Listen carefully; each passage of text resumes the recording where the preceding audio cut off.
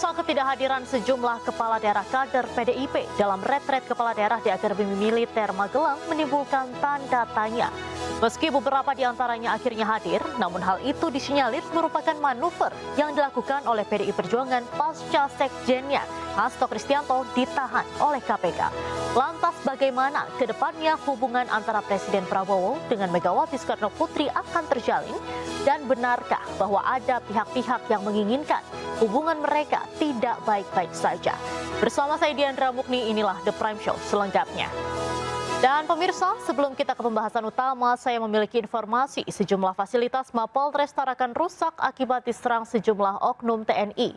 Sementara pihak-pihak terkait masih menyelidiki penyerangan tersebut.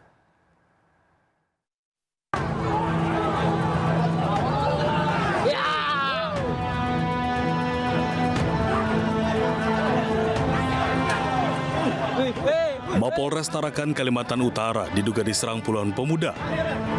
Video detik-detik dugaan penyerangan beredar luas di media sosial. Penyerangan tersebut membuat panik sejumlah anggota polisi yang tengah berjaga. Peristiwa tersebut menarik perhatian warga sekitar serta pengendara yang melintas hingga ruas Jalan Raya Yosudarso sempat ditutup.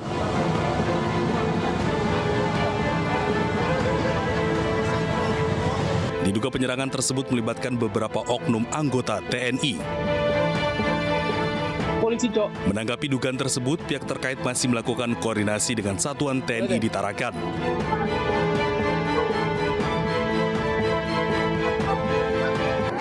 Untuk langkah-langkah yang kami ambil, dalam hal ini Bapak Pangdam sudah berkoordinasi dengan Bapak Kapolda, kemudian di level bawah juga Danrem 09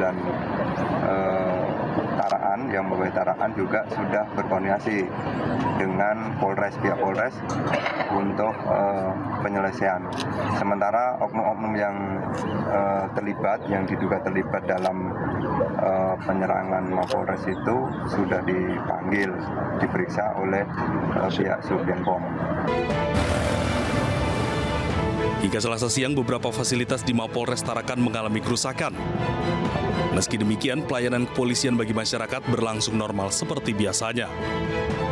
Dari Tarakan, Kalimantan Utara, Usman Condak, iNews melaporkan.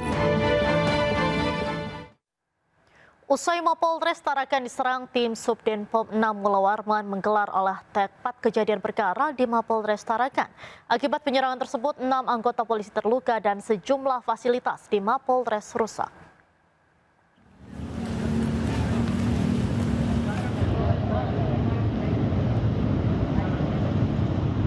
Pasca terjadinya insiden penyerangan yang dilakukan oleh oknum TNI ke Mapolres Tarakan, tim Subdenpom 6 Mulawarman menggelar olah TKP di Mapolres Tarakan. Sejumlah fasilitas di Polres Tarakan rusak akibat serangan yang terjadi. Sementara itu, Kapolda Kalimantan Utara bertemu langsung Pangdam 6 Mulawarman. Kedua pihak berkomitmen akan melakukan langkah tegas terkait insiden yang menarik perhatian masyarakat, khususnya di Kota Tarakan, Kalimantan Utara. Kapolda Kaltara mengungkapkan pihaknya akan melakukan penyelidikan bersama Pangdam guna menyelesaikan permasalahan tersebut.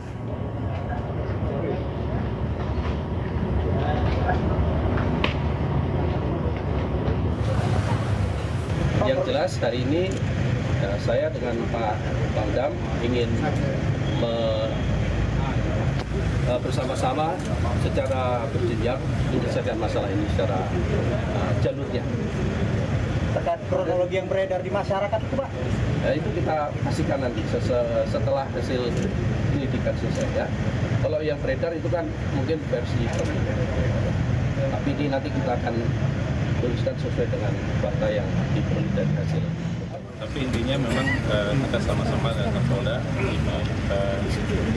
mendinginkan suasana dan tentunya festival ini tidak akan merusak solidaritas yang sudah kita bangun sama-sama dengan kepolisian. Sama halnya dengan Kapolda juga bahwa kami masih terus mendalami dan menyelidiki para oknum kemungkinan oknum dan tentunya nanti akan berhadapan dengan hukum yang berlaku di Kalimantan. Kita ke informasi lain, pemirsa. Kabar pemecatan vokalis grup band Sukatani, Novi Citra, sebagai guru usai lagu yang mengkritik institusi Polri viral. Sementara itu, Ketua Komisi 3 DPR RI Habibur Rahman memberikan tanggapannya soal kinerja polisi.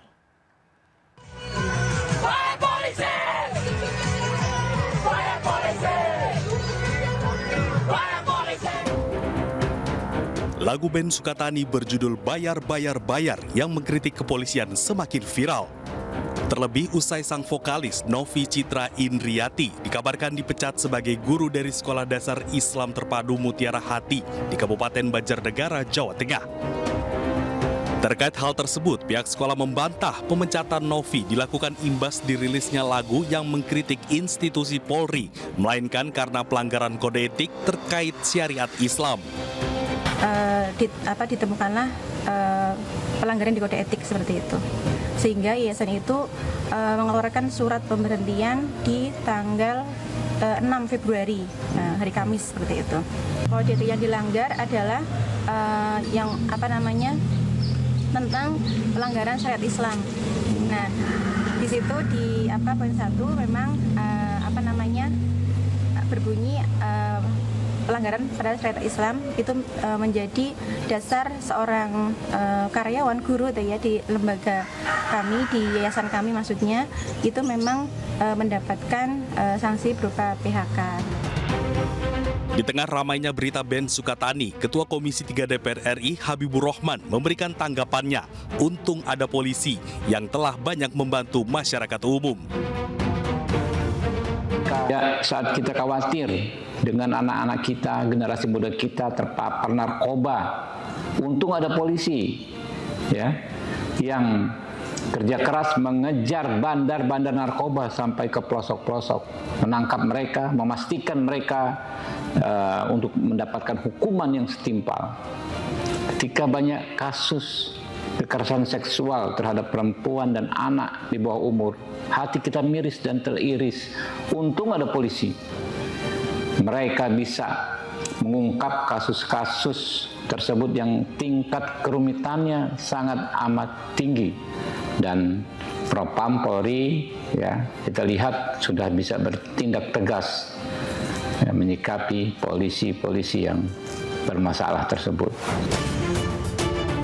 Sejak lagunya Bayar Bayar Bayar viral, band Sukatani diduga mengalami intimidasi dari oknum polisi yang meminta mereka untuk menarik lagunya serta membuat video permintaan maaf. Permohonan maaf tersebut disayangkan banyak warganet yang menganggap institusi Polri anti kritik. Mabes Polri menegaskan bahwa polisi tidak anti kritik. Polri justru kerap mengundang aktivitas seni untuk menyampaikan tema kritikan untuk polisi. Dari Tim Liputan Ayus melaporkan. Pemirsa, usai jeda kami akan berbincang dengan sejumlah narasumber yang sudah hadir terkait hubungan Prabowo Mega pasca penahanan Hasto.